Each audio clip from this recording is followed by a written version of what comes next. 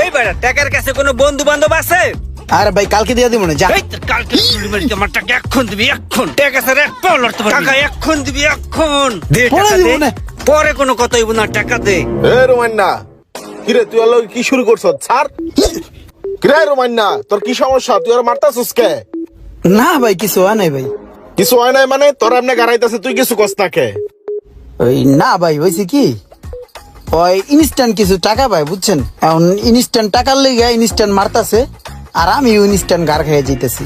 এখন ভাই 10,000 টাকা কই পাই? ভাই আমার কিছু টাকা আওলাদ দেন না, কয়দিন পরে দিয়ে দিমনে। হ্যাঁ রে পোলাপান, 10,000 টাকা তোর হাওলাত দেওয়া লাগবো, আবার ওই টাকা তুই ফেরত দিয়ে দিবি না? তুই এদিকে আয়।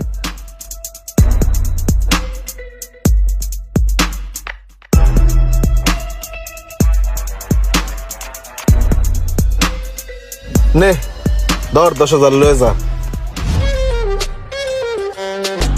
হ্যাঁ রে পোলাহান, দাদা রে আদা পরা হিগাস না।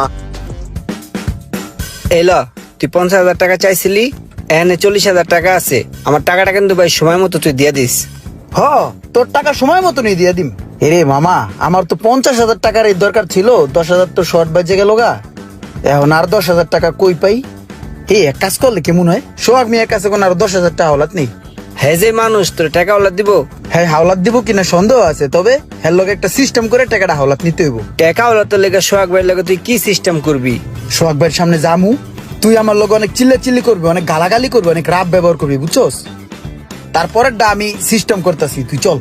চল দেখি কি সিস্টেম করস।